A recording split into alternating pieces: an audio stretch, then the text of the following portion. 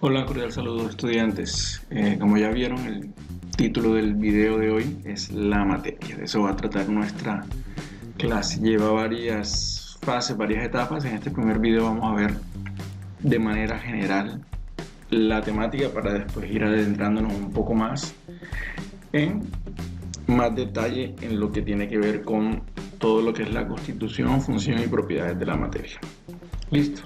Entonces, lo primero que siempre nos va a surgir es ¿qué es materia? Desde bien chicos, desde que comenzamos a ir al colegio, siempre esa es la primera pregunta que nos hacen y la respuesta más que obvia que nos dan siempre es que materia es todo aquello que tiene masa y ocupa un lugar en el espacio. Esa es la definición más simple, más sencilla con la que podemos trabajar y la que podemos llegar a entender y a concebir el concepto de materia. Recuerden, que tiene masa, o sea que está constituido de algo obviamente, y que ocupa un lugar en el espacio. Eso es lo que podemos considerar materia, todo lo que ocupe un lugar en el espacio y que a fin y al cabo tenga una masa. Y entonces podemos enumerar prácticamente todo lo que está a nuestro alrededor. Un libro, una cámara fotográfica, un morral, los audífonos, la cámara de un celular, un control de videojuego, una bicicleta, etcétera, etcétera, etcétera. Prácticamente todo aquello que podemos ver, que podemos tocar. Pero también hay cosas que son impercibibles a simple vista. Ejemplo, el aire.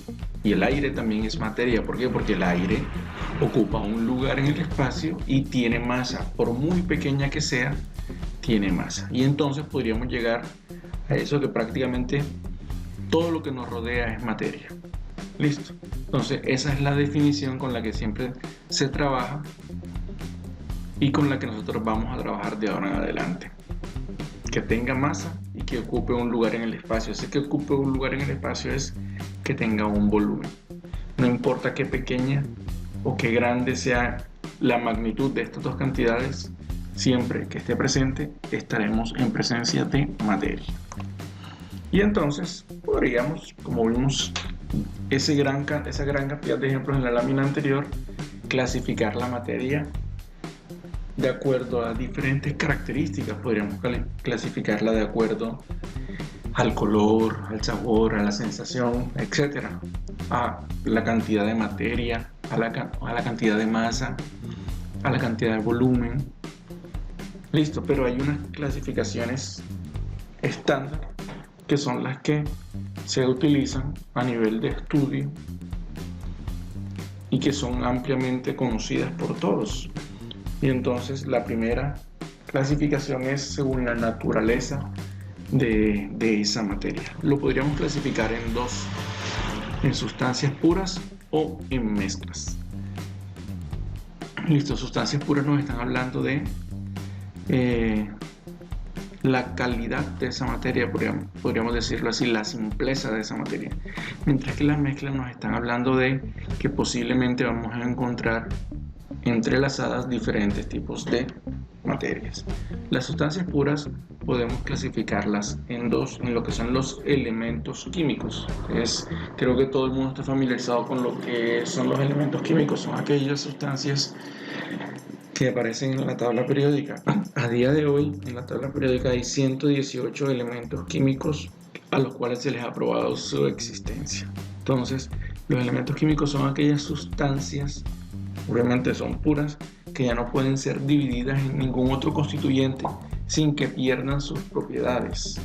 Si yo tomo el átomo de oro y lo fracciono en algo más pequeño, va a perder su naturaleza, el concepto de oro, por así decirlo. Entonces aquí tengo de manera gráfica cómo podríamos de pronto ver un elemento químico. Vemos que cada uno de estos cuatro cuadros está representando cuatro elementos químicos diferentes. Entonces veríamos que cada uno tiene unas propiedades que solo cumplen ellos. Y entonces cuando nosotros vamos y tomamos una muestra de un material desconocido y lo analizamos, lo que vamos a buscar es sus características, y dependiendo de sus características lo podemos incluir dentro de una de estas clasificaciones. Y entonces si encontramos algo que tenga estas características, pues obviamente va a encajar en el elemento químico este que tenemos aquí. En este momento es un elemento químico teórico, pero podríamos decir que es oro, porque son amarillos, entonces lo asociaríamos con oro. Siempre y cuando cumpla con todas las características que están establecidas en la tabla periódica de lo que cumple el oro. Pero también hay sustancias químicas puras que son los compuestos químicos. Entonces les pongo un ejemplo. Todos sabemos que el agua está constituida por 2 átomos de hidrógeno y uno de oxígeno, H2O. Y toda sustancia que siempre mantenga esa estructura, esa composición, pues será llamada agua. Aquí tenemos más o menos la estructura de algunas de los compuestos químicos. Este compuesto químico está constituido por un átomo de color rojo y 2 átomos de color blanco, y todas las moléculas o muestras que encontremos que estén constituidas así, pues serán este compuesto químico. En el caso de este compuesto químico, miren, tenemos un átomo azul y 3 átomos blancos que lo acompañan. Entonces, toda molécula o toda sustancia que encontremos que cumpla con estas características, pues será este compuesto químico. Tendrá algún nombre específico. Igual para estas moléculas. Siempre cumplen con una composición estándar predeterminada y hay una relación matemática entre los átomos que lo conforman y siempre se mantiene esa relación matemática. Listo, estas son las primeras, que son las sustancias puras. Entonces, recordemos, tenemos elementos químicos que son los que aparecen en la tabla periódica, y dependiendo de cómo ellos se relacionen, pues tendremos compuestos químicos que siempre mantienen una estructura y una proporción matemática igual entre los átomos que lo componen. Pero también es posible encontrar mezclas que se clasifican en dos: mezclas homogéneas y mezclas heterogéneas. Homo significa igual, hetero significa diferente. Entonces las mezclas homogéneas son aquellas que al momento de ocurrir, pues se forma una sola fase. Las vemos todas como si fuese una sola sustancia, pero en realidad ahí existen varias sustancias. Les voy a colocar un ejemplo bastante sencillo. Si tomamos un vaso de agua y echamos una cucharada de sal y comenzamos con una cuchara a revolver, vemos cómo la sal se va disolviendo y va desapareciendo en el agua, pero ella no desaparece, porque si la probamos, vamos enseguida a notar el sabor de esa agua salada. E incluso nosotros después podríamos separar y vamos a encontrar el agua y la sal, que ahí la sal siempre estuvo. Eso es una mezcla homogénea, aquellas cuyas partes se entremezclan y forman una sola fase. A diferencia de las mezclas heterogéneas. En las mezclas heterogéneas es cuando tomamos las diferentes sustancias, hacemos su mezcla, valga la redundancia, y vemos todavía sus constituyentes a simple vista. Este ejemplo, tomemos nuevamente un vaso de agua, pero esta vez no vamos a echar sal, sino que vamos a echar también un pequeño volumen de aceite. Por mucho que revolvamos, siempre vamos a ver las micelas, las gotas de aceite en el agua. Nunca van a completar una sola fase. Vamos a ver que hay dos fases totalmente identificables: la translúcida, que corresponde al agua, y la amarillosa o la amarillenta, que corresponde al aceite. Otro ejemplo: si tomáramos agua y arena, vemos que la arena se sedimenta y va al fondo del vaso de agua, y nos quedan dos fases: la fase sólida para la arena y la fase líquida para el agua. Entonces, creo que sabemos diferenciar ya mezclas homogéneas de mezclas heterogéneas. Listo. Ahora, toda materia tiene propiedades. ¿Qué es una propiedad? Algo que caracteriza a una sustancia, digámoslo así. Sin embargo, sabemos que para la materia, sin importar su tipo o su clase de materia, hay unas características generales y además hay unas características específicas. Entonces, las generales son comunes a todo tipo de materia. Listo. Todo lo que sea considerado materia va a tener estas propiedades. Mientras que estas propiedades específicas, hay materia que la tiene y hay materia que no la tiene. Podríamos decir que el color es una propiedad específica. Listo, hay cosas que tienen color, hay cosas que no tienen color. Comencemos entonces primero con las propiedades generales. La masa es esa cantidad de materia que hay, es la cantidad de materia. Entonces hay cosas que tienen mucha masa y hay cosas que tienen poca masa, pero toda materia siempre va a tener masa. Ejemplo, si yo pienso en el aire y le voy a calcular la cantidad de materia de pronto que hay en un salón de clases de aire, pues es muy poco. Sin embargo, si yo voy a compararlo con la cantidad de materia, la masa de las sillas, obviamente las sillas van a tener mucha masa, mucha cantidad de materia. El volumen es el espacio que ocupa la materia en un lugar. Listo. Toda materia tiene volumen. El peso es la relación que hay de la cantidad de masa que tiene esa materia y la interacción que hay con la fuerza gravitacional de los cuerpos. Entonces, volvemos al ejemplo de las sillas y el aire. El aire, cuando interactúa con la gravedad, pues pesa muy poco. Si no, yo lo coloco en una balanza y de pronto tengo el salón lleno de aire y lo pongo en una balanza y me va a pesar, por mucho que sé yo, 1 gramo, que hay 1 gramo de aire. Pero si yo tomo todas las sillas que hay en un salón de clase y las coloco en una balanza, me van a marcar ya kilos e incluso de pronto, qué sé yo, hasta toneladas. Entonces, esta es la interacción que hay entre la masa y la fuerza gravitacional. La inercia es un concepto un poco más difícil de entender. La inercia hace relación a todo cuerpo va a intentar mantener el estado en el que se encuentre. Si ese cuerpo se encuentra en reposo, va a intentar permanecer siempre en reposo. Pero si se encuentra en movimiento, va a intentar siempre mantener ese movimiento. Con un ejemplo sencillo lo vamos a entender. Imagínense que ustedes están en un carro y el carro está detenido. En ese momento ustedes dos se encuentran en reposo, pero automáticamente el carro arranca, y si arranca a una gran velocidad, ustedes que estaban en reposo y van a intentar mantener ese reposo, van a sentir un empujón hacia atrás. ¿Por qué? Porque ahora su cuerpo que está en movimiento, pues estaba acostumbrado a estar en ese reposo. Esa fuerza que sintieron ahí es la inercia. Y sucede también ahora que como están en movimiento, si el carro frena, ¿cómo hace uno cuando va en un carro en movimiento y frena? Uno se desplaza un poco hacia adelante. ¿Por qué? Porque ibas en movimiento y vas a intentar mantener el movimiento, y ahora viene una fuerza que es el freno del auto y tú te desplazas un poco hacia adelante. Esa es la inercia. Si estás en reposo, vas a intentar mantener el reposo, y si estás en movimiento, vas a intentar mantener el movimiento.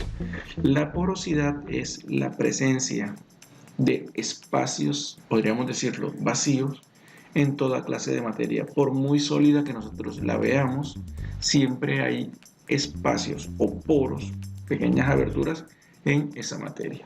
Y la última propiedad general de la materia es la impenetrabilidad. ¿Qué es la impenetrabilidad? Es que si un cuerpo está ocupando un espacio, para que otro cuerpo ocupe ese mismo espacio, pues yo tengo que retirar el cuerpo anterior. Dos cuerpos no pueden estar ocupando el mismo espacio al mismo tiempo. Ahora vamos con las propiedades específicas. Les dije, estas propiedades específicas son típicas de cada tipo de materia. Y las hay de dos categorías, pueden ser propiedades físicas y propiedades químicas. Entonces vamos a verlas a ellas en detalle. Las propiedades específicas físicas. Tenemos el estado de agregación, la densidad, las propiedades organolépticas, el punto de fusión, el punto de ebullición, la solubilidad, la elasticidad, la dureza, la maleabilidad, la ductilidad, la tenacidad y la fragilidad. Son bastantes y cada una de ellas es característica de cada tipo de material. ¿Listo?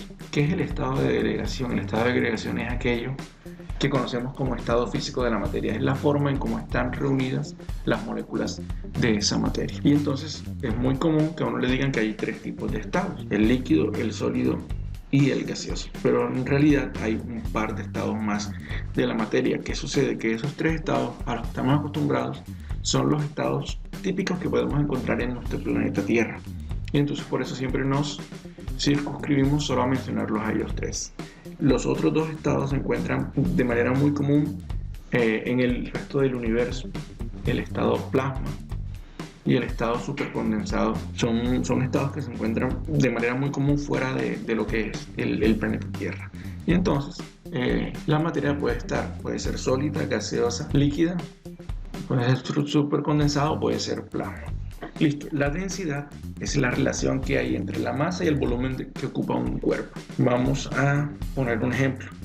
Si pensamos en un kilo de algodón, para lograr un kilo de algodón, el algodón es un material poco denso, requeriríamos una gran cantidad de volumen, o sea, ocupar un gran espacio, rellenar de pronto un salón de clase completo con motas de algodón para que ese algodón por fin logre pesar un kilo.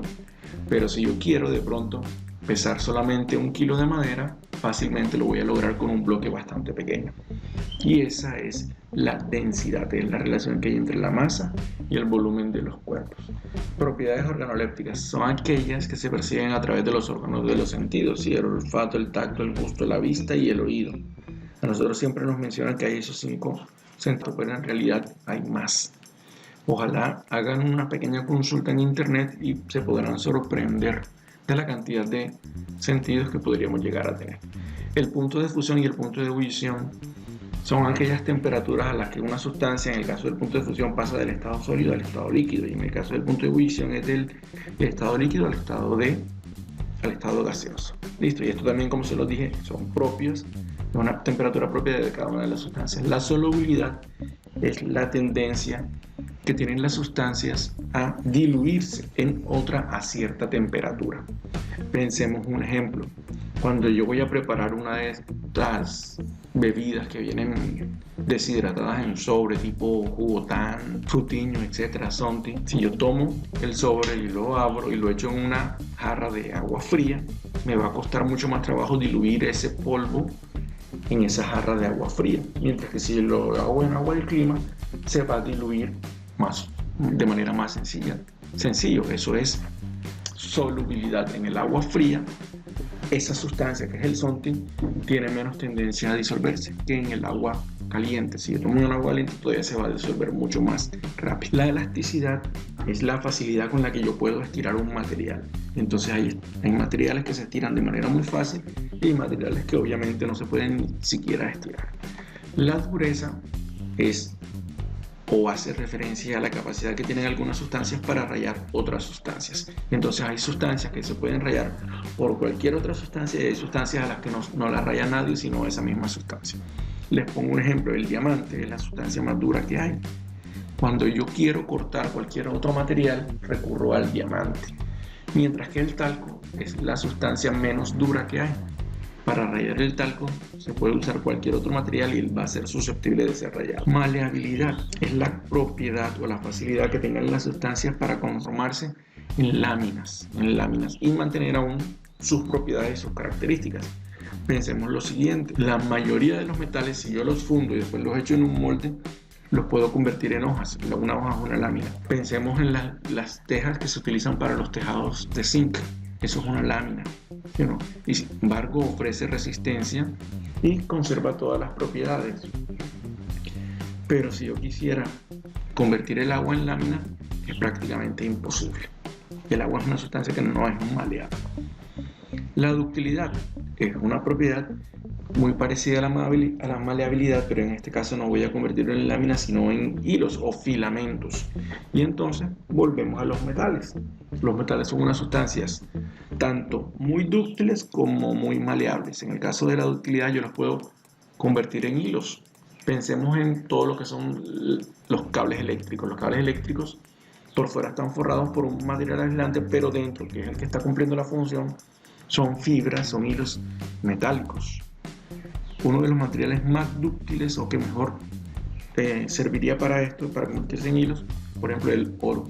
Y yo podría hacer cables eléctricos de oro, pero obviamente el valor sería mucho más elevado. Entonces por eso se utiliza ahora aluminio, cobre, que son materiales un poco más económicos para fabricar, por ejemplo, ese implemento tan necesario.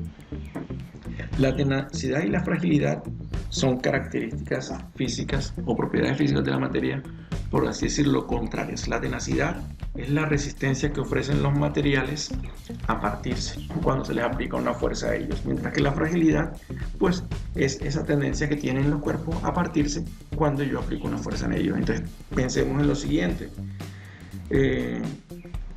si yo tengo un vidrio y le doy un martillazo, obviamente ese vidrio no me va a soportar ese martillazo y se va a quebrar. Eso es fragilidad. Pero si yo tomo una lámina de acero o una varilla de acero y le doy ese mismo martillazo, lo más seguro es que no le va a pasar absolutamente a ese a esa varilla de acero. Entonces el acero es un material muy tenaz. Listo, entonces ojalá con esto haya quedado un poco más claro lo que son las propiedades físicas. Y ahora vamos con las propiedades químicas. Se resumen en combustión, reactividad con agua, reactividad con ácido y reactividad con bases. Esto es prácticamente el mismo concepto aplicado a diferentes sustancias. La combustión, ¿qué es? La combustión es la facilidad con la que tienen algunas sustancias, sobre todo las orgánicas, a transformarse en agua y dióxido de carbono cuando reaccionan con oxígeno. Entonces pensemos en que hay sustancias, ejemplo, que al aplicarles fuego y están expuestas en el ambiente, se queman de manera muy fácil, mientras que hay otras que no. Y siempre que ocurre una reacción de este tipo, los productos que vamos a obtener son dióxido de carbono y agua. La reactividad con agua, con bases y con ácidos es sencillamente que hay algunas sustancias que reaccionan en mayor o menor proporción con estas otras sustancias, con sustancias ácidas, con sustancias tipo base o con el agua. Listo. Entonces tenemos, recuerden, propiedades físicas y propiedades químicas. Por encima de ellas hay propiedades específicas y propiedades generales. Continuamos. Transformaciones. Listo. Toda la materia, sin importar su naturaleza, puede llevar a transformaciones. Esas transformaciones pueden ser físicas o pueden ser químicas. Para diferenciarlas es muy sencillo. Las transformaciones físicas no afectan la composición de la materia, o sea, la sustancia después de esta transformación sigue siendo la misma sustancia. La sustancia, recuerden, después de la transformación, que es una transformación física, sigue siendo la sustancia. Ocurren cambios o, digámoslo, estas transformaciones físicas ocurren por cambios de temperatura o de presión. Y entonces, como no se afectan a la composición de la materia, no se forman sustancias nuevas. Les voy a colocar un ejemplo muy sencillo. Si tomamos un vaso de agua líquida y la introducimos en el congelador de nuestra casa y revisamos a la hora, esa agua ahora se convirtió en hielo. Pero el hielo no es sencillamente nada más que agua sólida.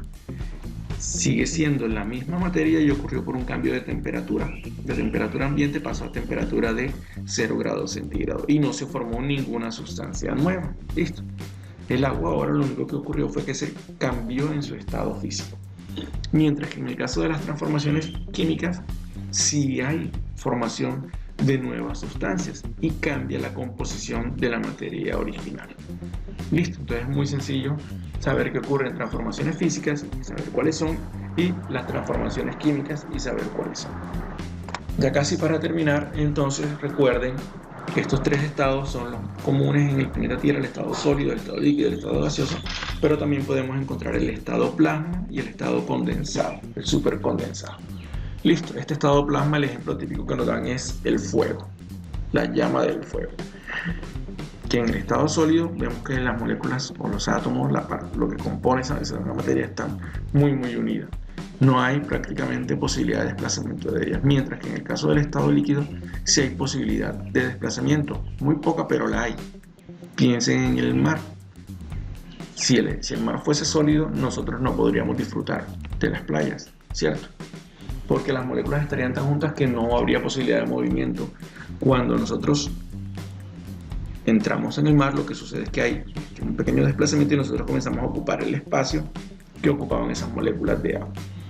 En el estado gaseoso las moléculas están bastante distantes y hay libertad de movimiento, de desplazamiento de ellas. ¿Listo? Entonces recuerden, vamos a familiarizarnos mucho con estos tres estados y con los cambios que pueden ocurrir entre ellos. ¿Por qué? Porque toda sustancia puede cambiar de estado sólido a líquido o a gaseoso, o de manera inversa, o incluso dar un salto de acá a acá. Y todo eso, recuerden, ocurre por cambios de presión o temperatura. Y entonces, el paso de estado sólido a estado líquido se llama fusión. Fusión. Listo. Cada vez que una sustancia pase de estado sólido a estado líquido es porque ocurrió un proceso de fusión. Y si ahora pasa a estado gaseoso, ese proceso se llama evaporación. Pensemos, muy sencillo. Un trozo de hielo por temperatura se puede derretir. se fusiona, ese es proceso de fusión. Y después esa agua, si yo la caliento, se pasa a estado gaseoso, ocurre un proceso de evaporación. Y puede ocurrir este proceso de manera inversa. Si algo pasa de estado gaseoso a estado líquido, es porque se condensó, el proceso de condensación. Entonces pensemos cuando tenemos una olla con agua hirviendo, el gas que comienza a desprenderse en la tapa, si la tenemos tapada, comienzan a formarse gotas de agua. ¿Por qué? Porque se comienza a condensar. Y también es posible que una sustancia pase de estado líquido a estado gaseoso, a estado sólido. Ese es el proceso de solidificación. El vaso de agua que se congela en la nevera o en el congelador. Pero hay posibles cambios sin que ocurra el paso intermedio. Yo puedo pasar de estado sólido a estado gaseoso. Ese proceso se llama sublimación. Hay un ejemplo muy típico, la naftalina. No sé si todos ustedes conocen las bolitas de naftalina, que son esas bolitas que venden para que dejemos en nuestros armarios y expelen un olor muy característico como a combustible. Bueno, la naftalina es una sustancia que pasa de estado sólido a estado líquido, a estado gaseoso sin el paso intermedio del estado líquido. Es un sólido y directamente se convierte en un gas. Y es posible también que ocurra el proceso inverso. Listo, la sublimación inversa. Entonces este proceso se llama sublimación y este proceso se llama sublimación inversa.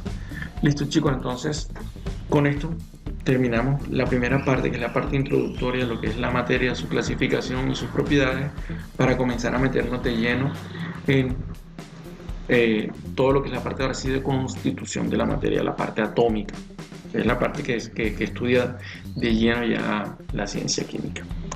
Entonces nos vemos en un próximo video y espero que haya quedado un poco más claro este asunto.